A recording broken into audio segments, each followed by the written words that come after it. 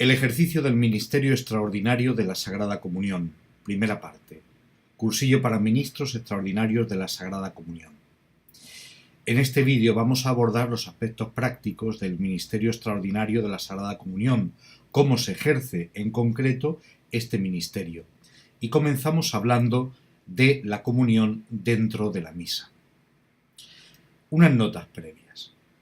El motivo por el cual a un ministro extraordinario de la Sagrada Comunión se le confía ejercer este ministerio dentro de la celebración es doble, como ya se comentó en el vídeo acerca de los ministros extraordinarios.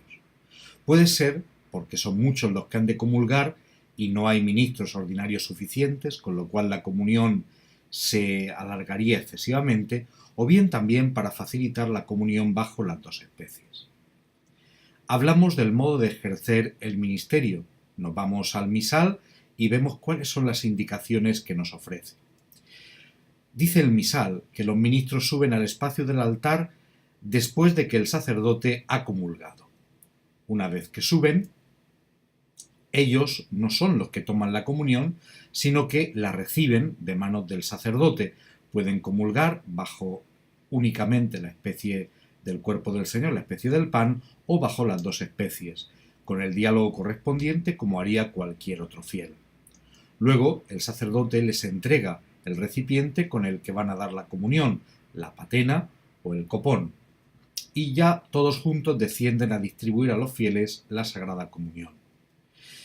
Ante cada uno de los fieles que van a comulgar, el ministro muestra al fiel el pan o el cáliz y dicen el cuerpo de Cristo o la sangre de Cristo, y esperan a que el fiel les conteste amén.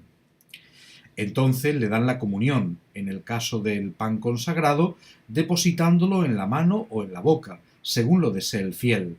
En el caso del vino, ofreciendo el cáliz para que beba directamente, o, si se hace por intinción, depositándole en la boca el pan mojado en el cáliz. Más adelante hablaremos de cómo se realiza la comunión bajo las dos especies. Una vez terminada la comunión, devuelven al altar el recipiente eucarístico y se retiran a su lugar.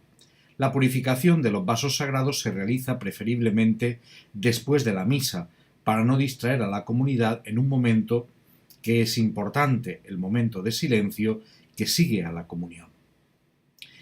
Hasta aquí lo que nos dice el misal, pero esto obviamente plantea una serie de preguntas que vamos a intentar responder. En primer lugar, una orientación válida para todos los ministerios, pero de vital importancia en el caso de los ministros extraordinarios de la Sagrada Comunión. Es la coordinación.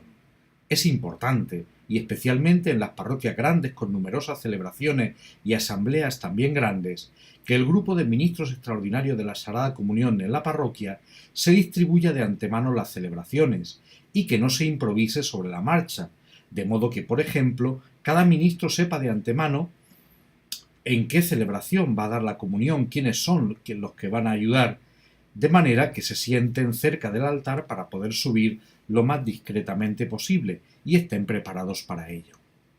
Respecto de la vestimenta, no hay indicaciones específicas de una vestimenta litúrgica propia de los ministros extraordinarios de la Sagrada Comunión que les distinga de los demás fieles. Eso sí, la vestimenta que llevan, vestimenta de calle, ha de ser digna como es natural.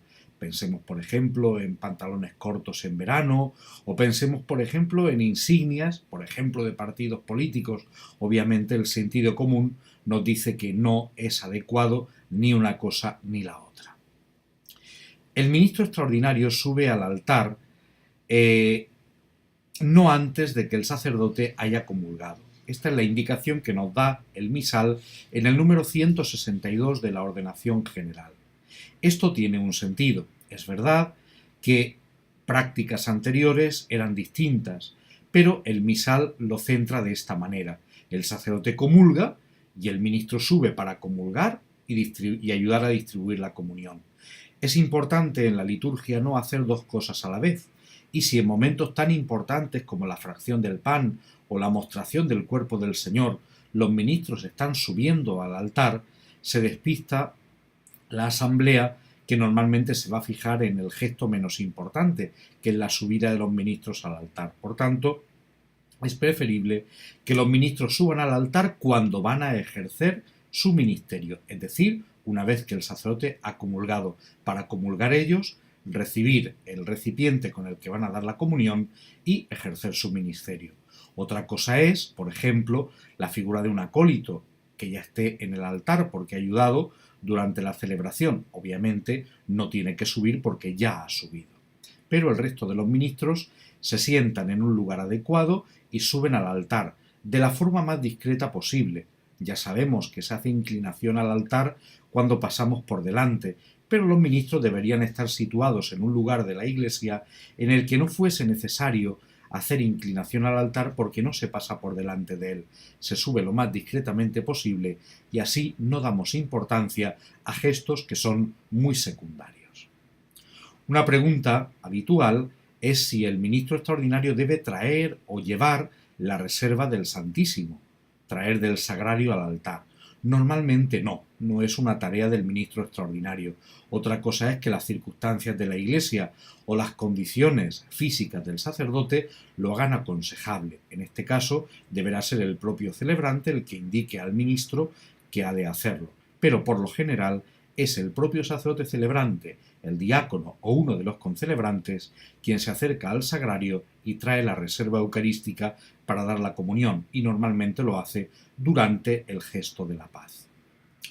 Importante el signo de comulgar de manos del celebrante y de recibir también de él la patena o el copón para dar la comunión. Es un signo de que el ministro ejerce su ministerio como una prolongación del celebrante. Respecto a la comunión, evidentemente ya sabemos que el gesto es dar y no tomar, y por tanto todos los fieles reciben la comunión de manos de un ministro, salvo el propio sacerdote que comulga por sí mismo. La comunión hay que darla con pausa y expresividad. Es el acto central de la celebración eucarística y por tanto se ha de hacer dignamente. Es muy importante la fórmula con la cual se da la comunión. Decíamos antes que cuando se distribuye el pan o el vino consagrados, el ministro debe decir la fórmula, el cuerpo de Cristo o la sangre de Cristo, y quien comulga ha de proclamar su fe en que realmente lo que comulga es el cuerpo o la sangre de Cristo con el tradicional amén, dicho en voz alta. Es conveniente que el ministro muestre el pan consagrado o el cáliz y lo mantenga hasta que el fiel no responda amén. En cualquier caso, si en algún momento el fiel no responde, pues sencillamente se le da la comunión y se le puede hacer una pequeña indicación. Ha de responder amén la próxima vez. Es importante. Se ha redescubierto en nuestro tiempo la importancia de la relación entre la fe y el sacramento. Por tanto, sería lamentable prescindir de una fórmula, como la fórmula de la comunión, que expresa esa relación. Antes de recibir el sacramento, profesamos nuestra fe eucarística.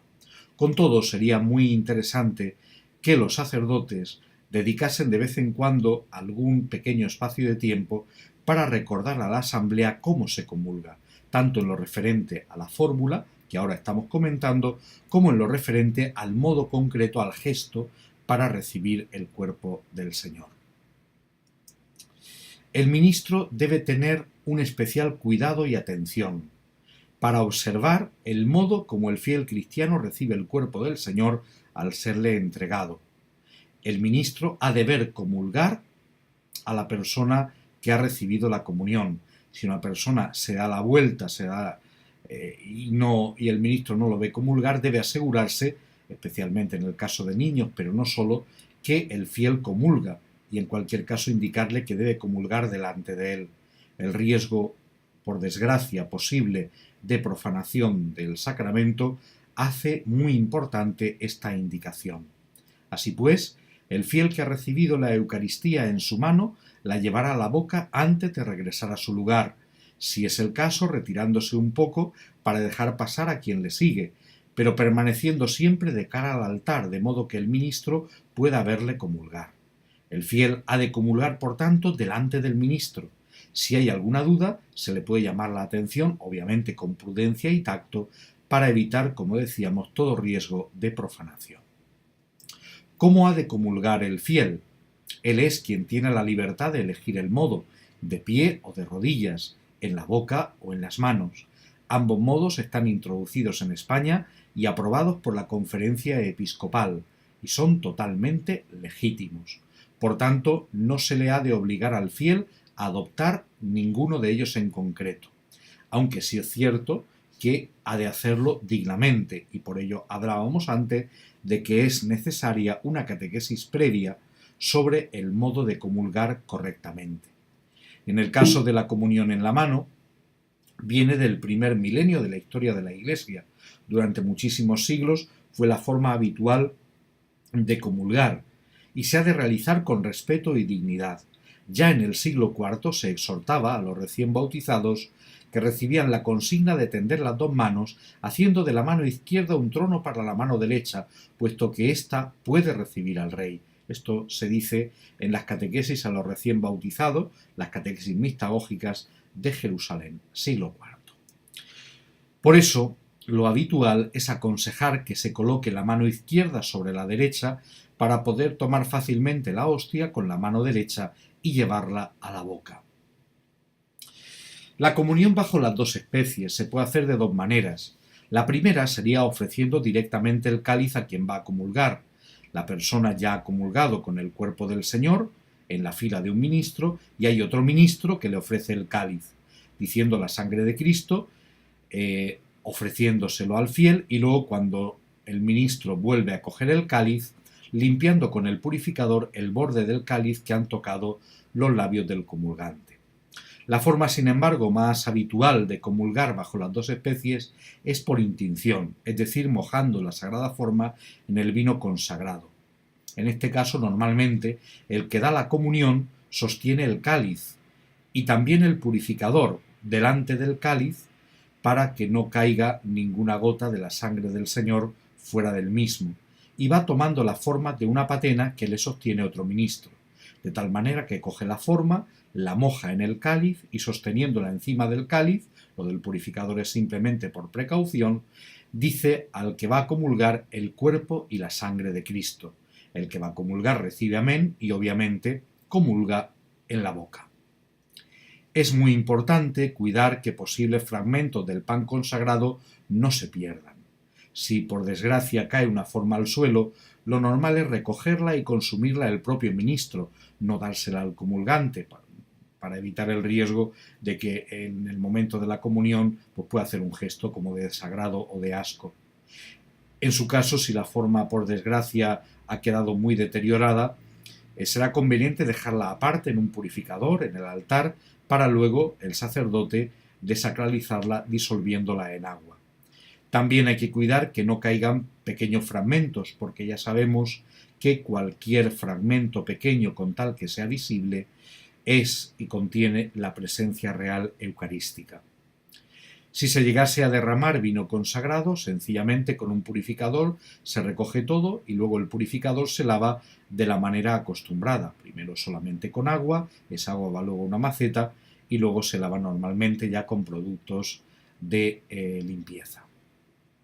El ministro, cuando deja la patena o el copón en el altar, es conveniente que, en previsión de que precisamente posibles fragmentos que puedan haber quedado en los dedos, que los purifique encima de la patena por medio del purificador. En algunas parroquias se utiliza también un recipiente con agua colocado en la credencia en el que el ministro lava sus dedos después de dar la comunión, pero en cualquier caso no sería imprescindible.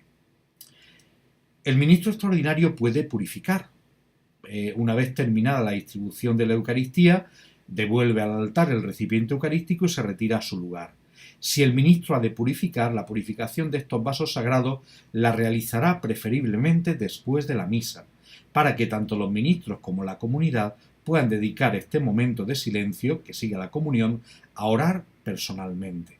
Esto lo dice el misal en el número 183 de la Ordenación General.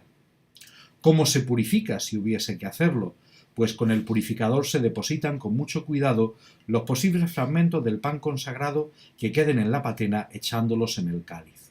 Luego se echa agua y se consume, secando finalmente el cáliz por medio del purificador. El ministro purifica siempre en la credencia, preferiblemente después de la misa, como acabamos de decir. Y aquí acaba este vídeo perteneciente a la segunda sesión del cursillo para ministros extraordinarios de la Sagrada Comunión, donde se explica el ejercicio práctico del ministerio. En la tercera sesión habrá un segundo vídeo práctico donde abordaremos la comunión llevada al enfermo. Les habló Ramón Navarro, delegado episcopal de la diócesis de Cartagena, episcopal de liturgia de la diócesis de Cartagena. Muchas gracias por su atención.